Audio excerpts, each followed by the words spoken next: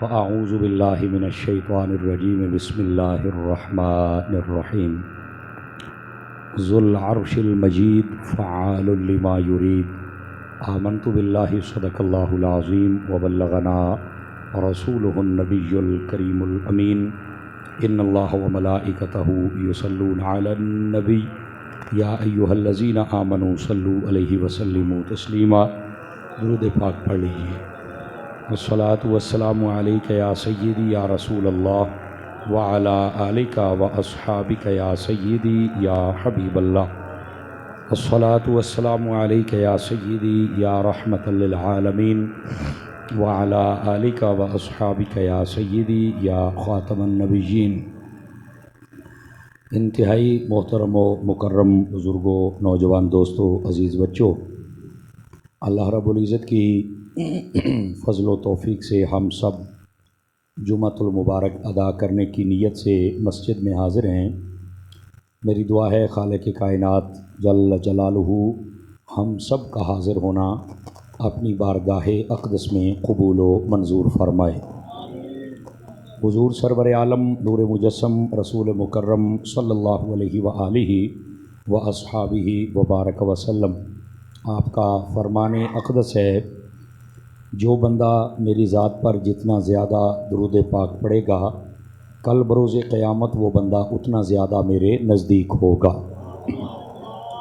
अल्लाह रब्बुल इज़्ज़त हम सब को कसरत, मोहब्बत और शौक़ के साथ दुरूद पाक पढ़ने की तौफ़ीक़ अता फ़रमाए। सूरतुल बुरूज का आखिरी हिस्सा आज आपके सामने बतौर तर्जुमा व तफ़सीर अर्ज़ करने की सआदत हासिल करूँगा। अल्लाह रब्बुल इज़्ज़त ने इरशाद फ़रमाया, ज़ुल अर्शिल मजीद, फ़रमाया कि वो अर्श का मालिक है जो कि बड़ा बुज़ुर्गी वाला है। फ़अालुल लिमा युरीद, फ़रमाया जो वो चाहता है वो करता है, किसी का वो पाबंद नहीं है, ना ही उसे किसी का डर और खौफ है। ये अल्लाह ताला अपनी ज़ात के बारे में इरशाद फरमा रहा है।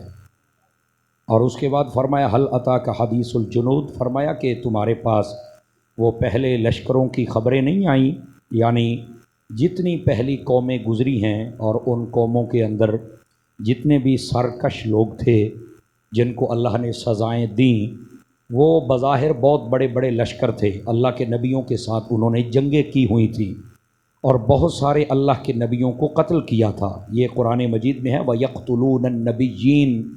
बनी इसराइल का एक ऐसा वक्त भी गुज़रा है कि उन्होंने बहुत सारे नबियों को कत्ल भी कर दिया था। तो मतलब इतने तकड़े लोग और नबियों को कत्ल करने वाले लोग और बहुत बड़ी जमाअतें और गिरोह, अल्लाह ताला फरमाता है कि आपके पास महबूब उनकी ख़बरें नहीं आईं। और साथ ही इरशाद फरमाया फ़िरऔन व समूद, वो जो फ़िरौन है, वो जो कौम समूद वाले लोग हैं जिनका ज़िक्र 2 सूरतें पहले भी गुज़रा और हमने सुना था। और उसके बाद फरमाया बलिल्लज़ीना कफ़रू फ़ी तकज़ीब, फरमाया बल्कि ये काफिर देखो ना जो अब झुटला रहे हैं। मतलब ये कलाम करने का एक अंदाज़ होता है कि बंदा पिछलों की ज़िल्लत भी बयान करे और जो मौके पर बंदा ज़्यादा उछल कूद रहा हो तो बंदा उसे भी समझाए। तो ये इंसानी कलाम का जो हुस्न है उसके मुताबिक मेरे रब ने कलाम किया कि जब पहली कौमों में बड़े बड़े गिरोह और लश्कर आए, फ़िरौन की सूरत में, समूद की सूरत में, नमरूद की सूरत में, तो जब हमने उन सब को गर्क कर दिया, बर्बाद कर दिया, तो ये जो मक्के के काफिर है ये तो चीज़ें ही कुछ नहीं, ये तो उनके सामने बच्चे हैं छोटे छोटे। तो ये बच्चों को ज़्यादा फुदकना नहीं चाहिए, इनको ज़्यादा उछल कूद नहीं करनी चाहिए। फरमाया कि जब हम उनका बेड़ा गर्क कर सकते हैं तो तुम तो शय ही कुछ नहीं हो। तो ये अल्लाह रब्बुल इज़्ज़त ने कलाम इरशाद फरमाया। और उसके बाद फरमाया वल्लाहु मिन वराइहिम मुहीत, अल्लाह ताला तुम्हें घेरे में लिए हुए है। इसके 2 मानी बयान किए। एक ये है कि तुम जो मर्ज़ी कर लो, होगा वो जो अल्लाह को मंजूर होगा। बड़ी से बड़ी तदबीर तुम्हारी वो ख़त्म हो जाएगी, लेकिन अल्लाह की जो तदबीर और अल्लाह का जो हुक्म होगा वही बरकरार रहेगा। और दूसरी बात फरमाया, इसका एक मतलब ये है कि तुमने दुनिया में सरकशी की, अब मर गए हो, आगे तुम्हारे आग है और पीछे अल्लाह है। मतलब तुम्हें घेरे में हो, ना तुम पीछे आके माफ़ी मांग सकते हो, ना आगे आग से बच सकते हो। जैसे बंदा कहता है फंस गया हूँ भाज किदे भजना ही, तो इसका ये मतलब है कि अल्लाह ने तुम्हें घेरे में ले लिया है, तो अल्लाह रब्बुल इज़्ज़त ने उन पर जो अपना अजाब था उसकी सख्ती और पकड़ का जिक्र फरमाया, और फिर फरमाया बल हुवा कुरान मजीद, बल्कि ये सारी बातें तो कुरान में मौजूद हैं, और जो कुरान पढ़े तो उसको चाहिए कि इन सारी बातों पर गौर करे।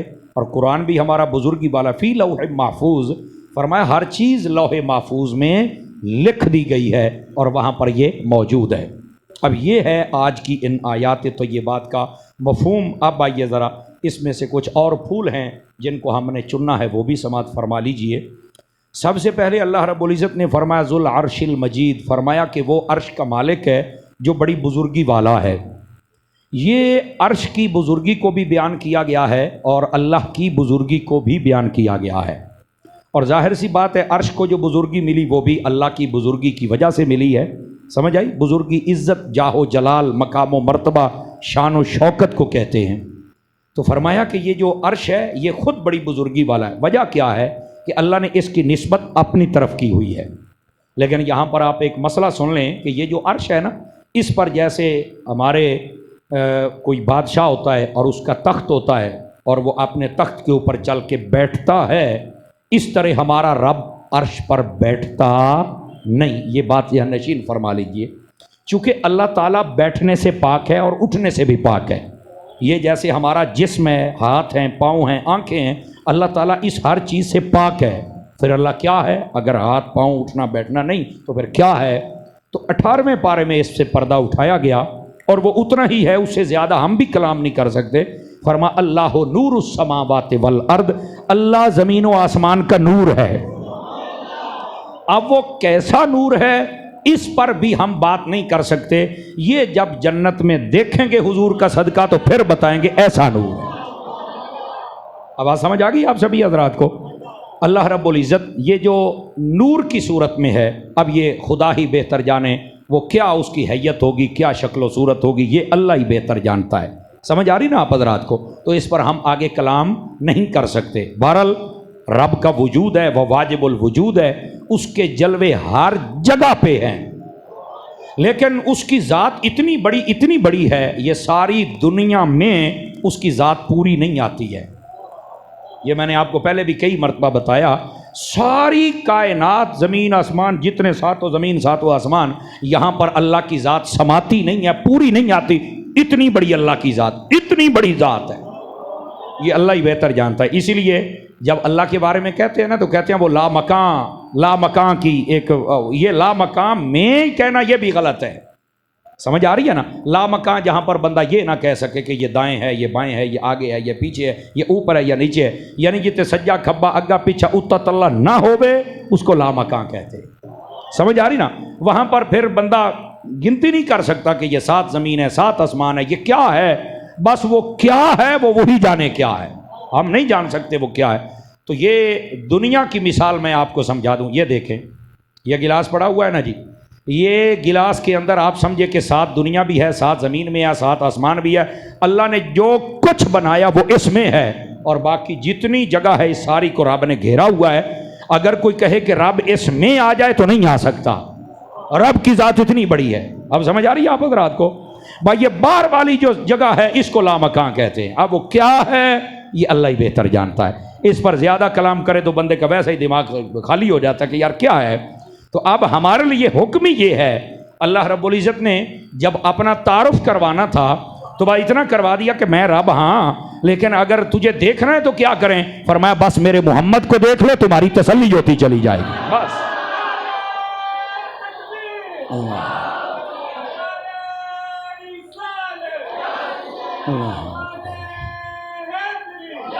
तो इसी तरह आप देखें जब हम कायदा पढ़ते हैं, कायदा तो एक होती है अलिफ। अब अलिफ क्या है हमें तो नहीं पता कि अलिफ कित्थे है, कित्थे रहंदी है, केड़ा कद है, कित्थे घर है। हुण अलिफ की पहचान वास्ते अगे अनार आ जाता है भी अलिफ नूं सियाण नहीं तो अनार नूं वेख लै। इसी तरह अल्लाह तो है, पर अब अल्लाह को देखना है तो क्या करें, कैसे पहचाने? फरमा अल्लाह को देखना है तो मोहम्मद को देख लो, बस अल्लाह उसकी पहचान तुम्हें हो जाएगी। अब अलिफ की हकीकत तक हम नहीं पहुंच सकते तो अल्लाह की हकीकत तक कैसे पहुंचेंगे? तवज्जो है क्या कोई नहीं आप सभी हजरात को? तो जज़ाकल्लाह। कुछ चीज़ें होती हैं जिनकी पहचान के लिए, अब वो चीज़ है, अब वो क्या है? फरमा ओ नू छड़ ए नू वेख। समझ आ रही है? तो यही बात है, अल्लाह है पर उन्होंने देखना फरमा, उन्होंने छड़ तू मुहम्मद ही देख लेते, बड़ी गल सल्लल्लाहु अलैहि वसल्लम। आवाज समझ आई है? इसी वास्ते आका करीम अलैहि सलाम ने फरमाया, ये हदीस शरीफ में है, हुजूर ने फरमाया मन रआनी फिल मनाम फ़क़द रअल हक़, जिसने मुझे ख्वाब में देखा उसने मुझे ही देखा है, किसी और ने नहीं देखा है। तवज्जो है ना जी सब हज़रात की? तो ये पहचान के लिए अल्लाह रब्बुल इज़्ज़त ने अपने हबीब को वो कमालात व एजाज़ात शान अता फरमाई हैं कि जिसके बंदे का ये हाल है उसके रब को तुम कैसे पहचान सकते हो। तो ये हमारे लिए कुछ हुदूद व कुयूद हैं जिसको हम आगे क्रॉस नहीं कर सकते। जो क्रॉस करता है वो दहरिया बनता है या काफिर हो जाता है।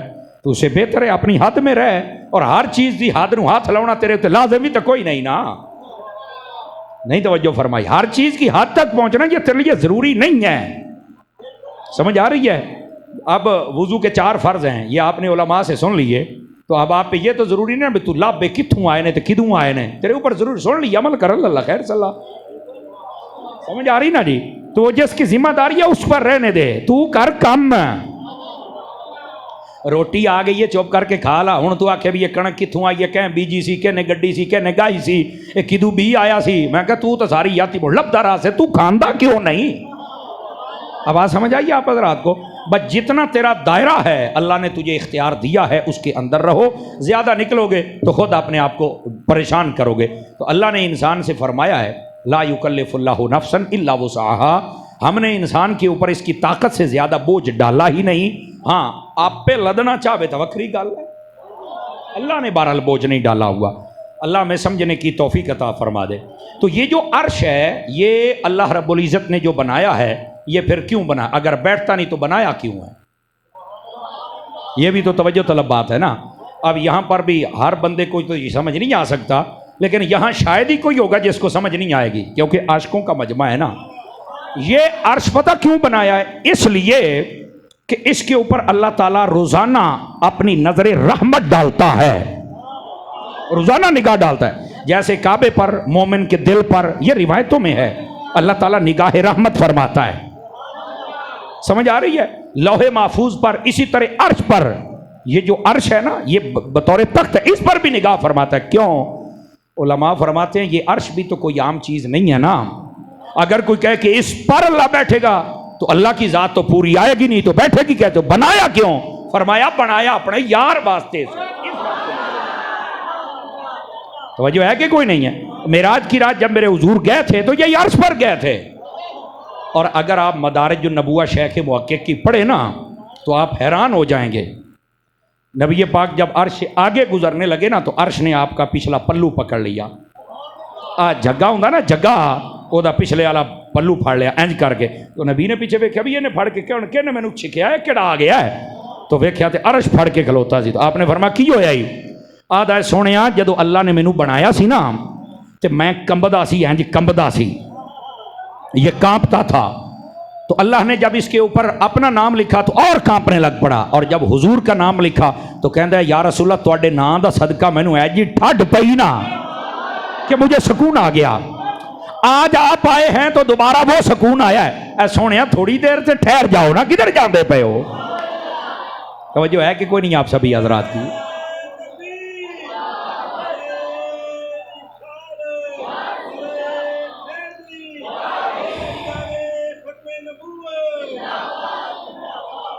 समझ आ रही है आप हजरात को? तो ये अल्लाह रब्बुल इज़्ज़त ने बनाया, चूंकि वो बादशाह है और बादशाहों के लिए आपको मालूम है कि एक तख्त होता है जहां पर वो बैठता है। लेकिन अल्लाह के बारे में किसी ने बैठने का तर्जमा नहीं किया, सब ने कहा इस्तिवा फरमाता है। अब इस्तिवा का मतलब निगाह फरमाता है, उसको देखता है। अब देखना क्यों है? कहते मेरे हबीब ने बाना है, अल्लाह अल्लाह ते खैर सल्ला। बस इससे ज्यादा तर्जमा ना हो सकता है ना हम कर सकते हैं। और अर्श ने जो कहा वो भी मैंने आपको सुना दिया। गिरामी कदर हजरात, फरमाया कि जुल अर्शिल मजीद, फरमाया ये अर्श बड़ी बुजुर्गी वाला है। अब बुजुर्गी वाला कैसे है? फरिश्ते हर वक्त उठाए हुए हैं और अल्लाह का जिक्र कर रहे हैं। एक ये बुजुर्गी, और दूसरी बुजुर्गी क्या है कि अल्लाह रब्बुल इज़्ज़त खुद इस पर निगाह फरमाता है। ये इसकी बुजुर्गियों में से है। तो ये अर्श, ये बुजुर्गी वाला अर्श है, वो अर्श का मालिक है। और अर्श का मालिक कहने का एक मतलब ये भी है कि कायनात के जितने बादशाह होते हैं उनका तख्त होता है, लेकिन कोई भी उनके नीचे से खींच सकता है। फरमाया अल्लाह का अर्श देखो, वो उस पर बैठा भी नहीं और खींच भी कोई नहीं सकता। ये ऐसी बुजुर्गी वाला है। समझ आ रही है मेरी बात की? तो ये अल्लाह रब्बुल इज़्ज़त की बुजुर्गी, अल्लाह रब्बुल इज़्ज़त की जो शान और शौकत है, उसकी तरफ भी इशारा है। ज़ुल अर्शिल मजीद, फरमाया वो अर्श का मालिक है। लेकिन यहाँ पर जो सूफिया ने बात कही वो बड़े कमाल की बात है।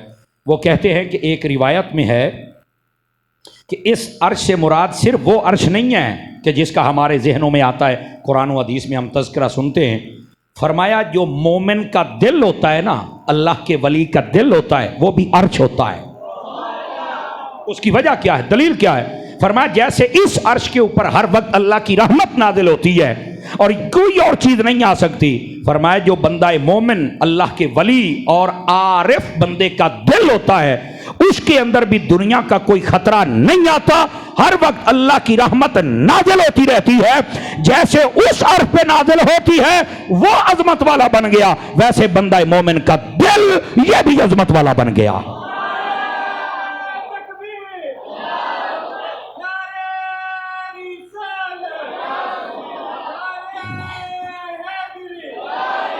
ये अगर आप तफसीर रूहुल बयान पढ़ें, इसी आयत के तहत लिखा हुआ है क़ल्बुल आरिफ अर्शुल्लाह ताला। फरमाया ये जो आरिफ अल्लाह के वली को कहते हैं, और आरिफ अल्लाह के वली का भी वो दर्जा होता है कि जो ऐसे देखे और सब कुछ देख ले, ऐसे देखे और सब कुछ देख ले। और ये आंख हर बंदे को अता होती नहीं है, और कईयों को अता हो जाए तो वो बताते नहीं हैं, चूँकि फिर लोग सारे आ जाते हैं, मैनू वेख के दसो के शायद, मैनू वेख के दसो के शायद, मैनू वेख के दसो के शायद। वो मुड़ के शके सही करता रहा सी, उन्हें कुछ और भी करना होता है, तो उसको पता भी चल जाए तो वो नहीं बताता, अपने आप को छुपाता है।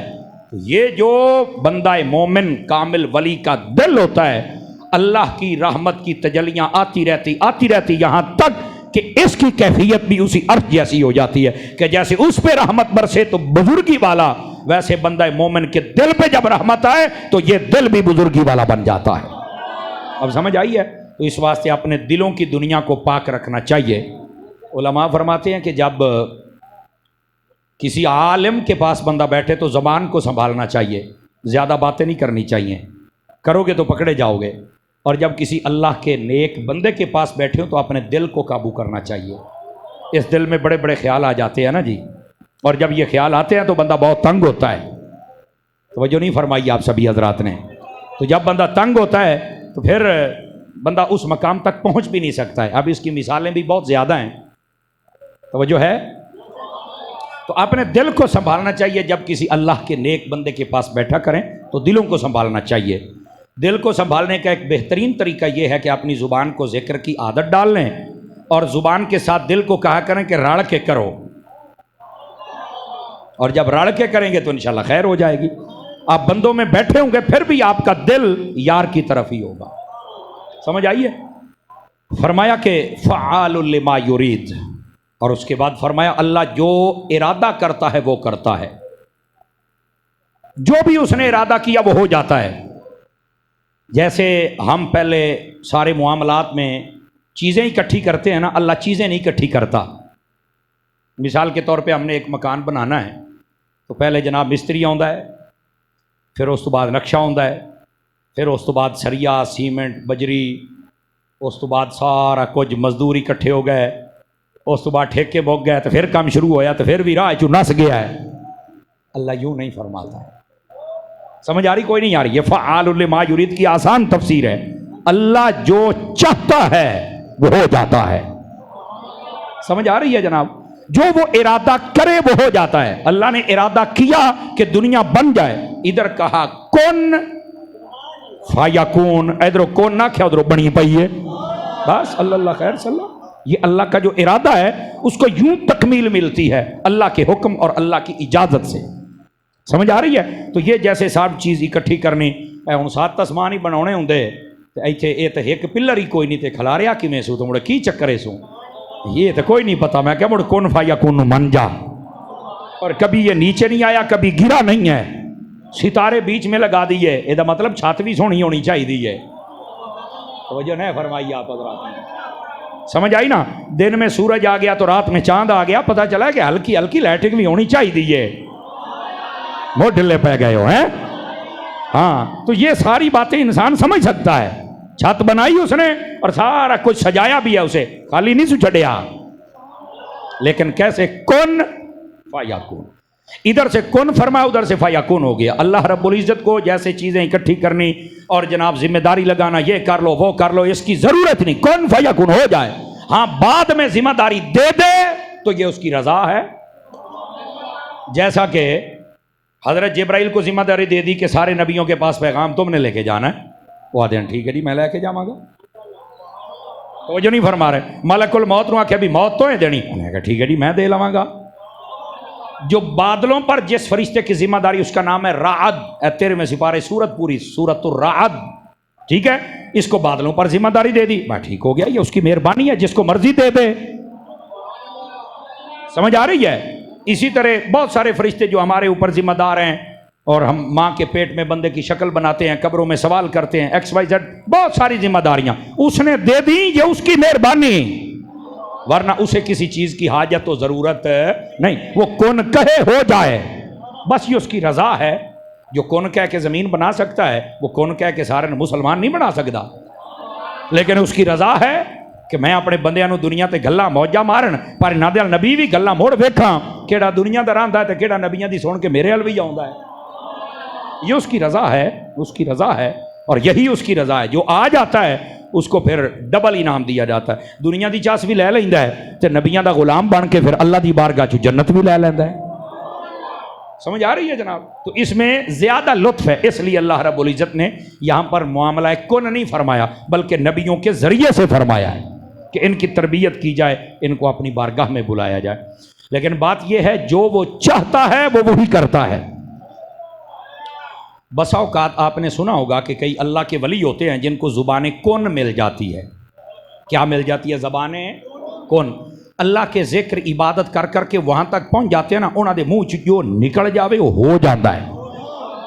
ये याद रखिए, जो निकल जाए वो हो जाता है। यकीन फरमाए, ये आज भी ऐसे बंदे मौजूद हैं, उनकी जुबान से जो निकल जाए मेरा रब करे, इन्हें समझो भी जबान नहीं तलवार है, वह मारिए कम हो गया। अल्लाह अल्लाह तो खैर चल।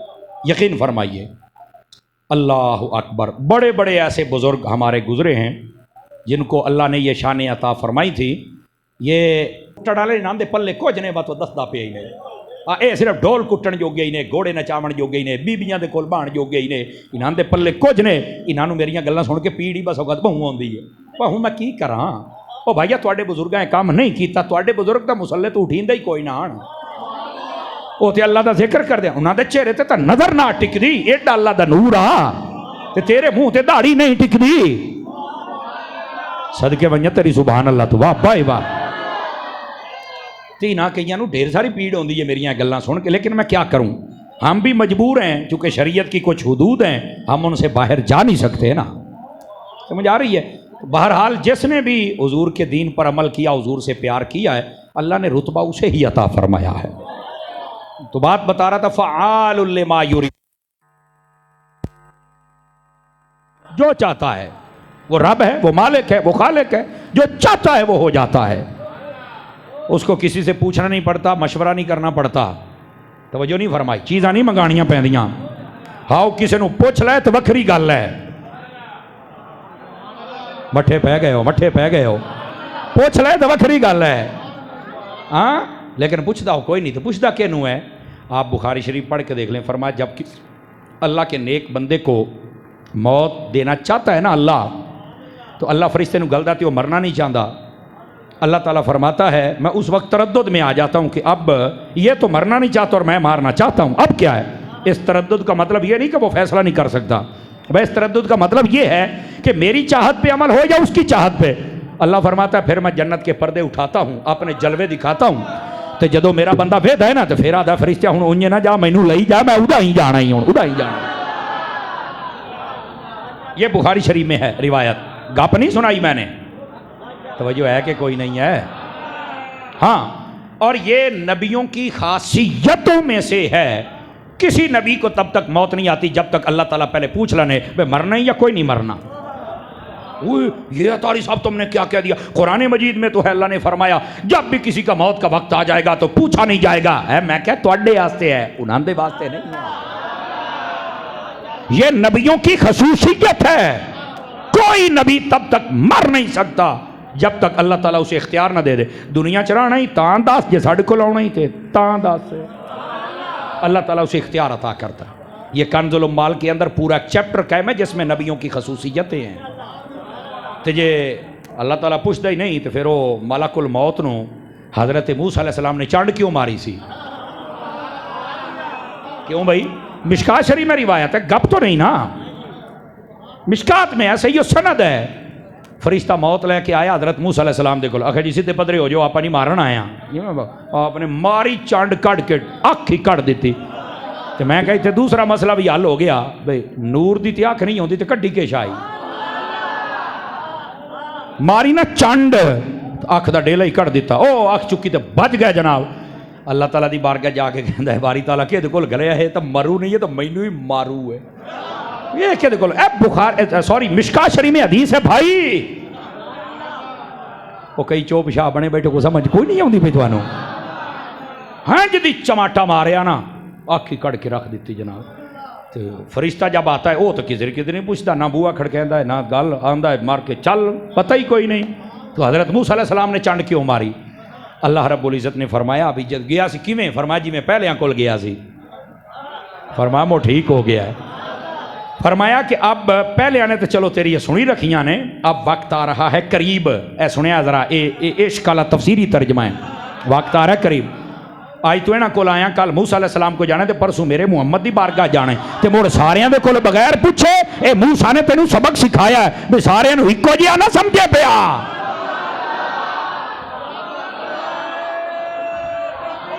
जज़ाकल्लाह, बोलो ना यार।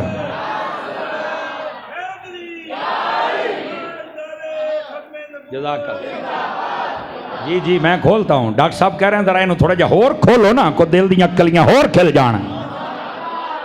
ओ भाई मतलब फरिश्ता जैसे आम नॉर्मल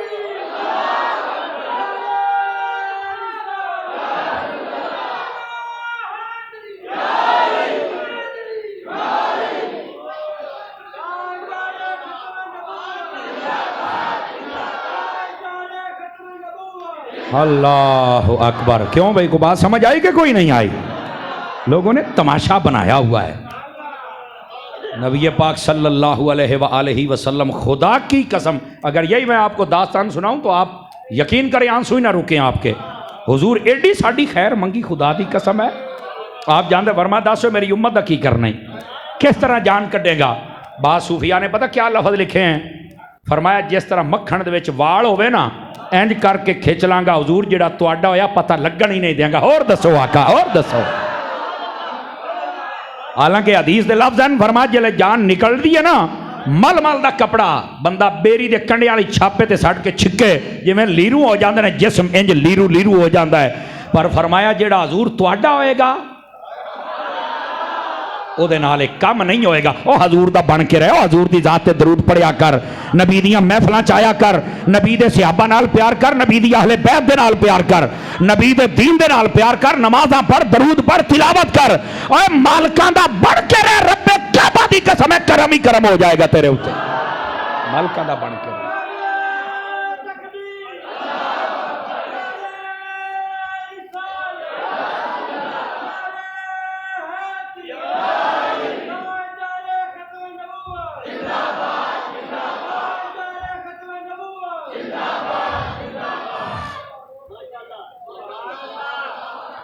अल्लाह अकबर। को समझ आई है कोई नहीं आई है? वैसे ये लोग, ये आप क्या समझते हैं कि ये मस्त मलंग है, सिर्फ टुक्कर ते चावलों के वास्ते कर देन? और नहीं है मेरा बिरा, तेनू अंदरों समझ ही कोई नहीं आई तो तुझे क्या पता ये लाइन है कौन सी? जिसको समझ आई पता तो उसे लगता है ना। तू कभी हजूर दा बनते सही फिर तेन पता लगे। नबी पाक आपने आखिरी वक्त है और आप क्या कह रहे हैं? दस मेरी उम्मत के कोल आएगा तो किमें आएगा? उन्हें आख्या सरकार जिमें तुसी आखना मैं उंज ही आवांगा। मेरी मजाल है, मेरी मजाल है, मैं अगे पिछे होवां?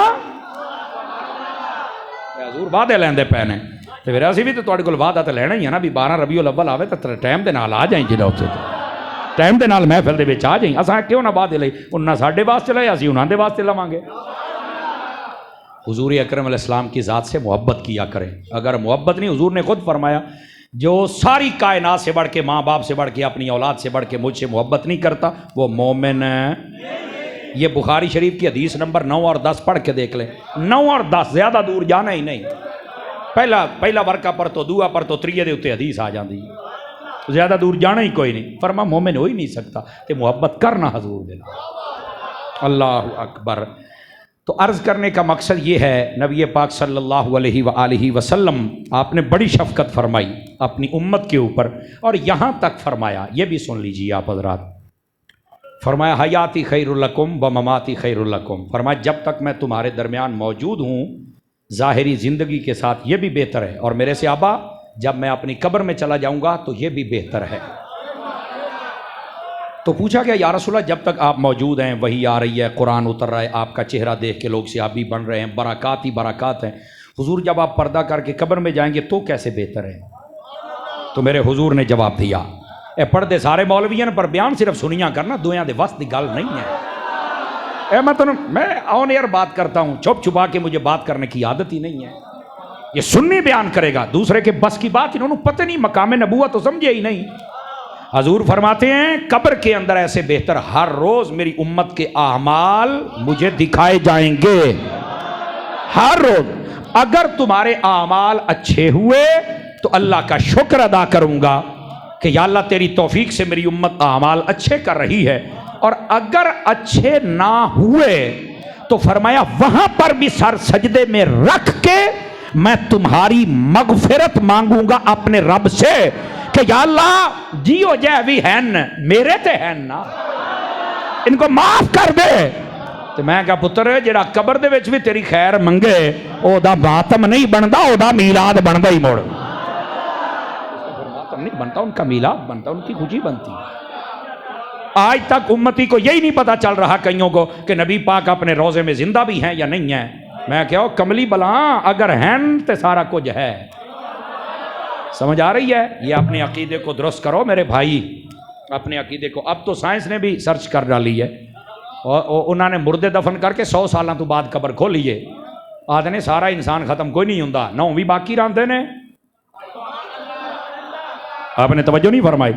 आदा है 9 जड़े ना 9 ये गलते छलते को नहीं भी बाकी रहते हैं। समझ आई? आदा जी रीढ़ की हड्डी है ना, ये भी एक खास शय है जी बाकी रही है। और जाके इंसान पूरा नहीं मुकदा। मैं कह जी काफिर होके पूरा नहीं मुकदा। तो हुण अपने अंग्रेजों की सर्च ही मान लो, गूगल सर्चर बैठे हो, खोल के सर्च करो यदि, ठीक है।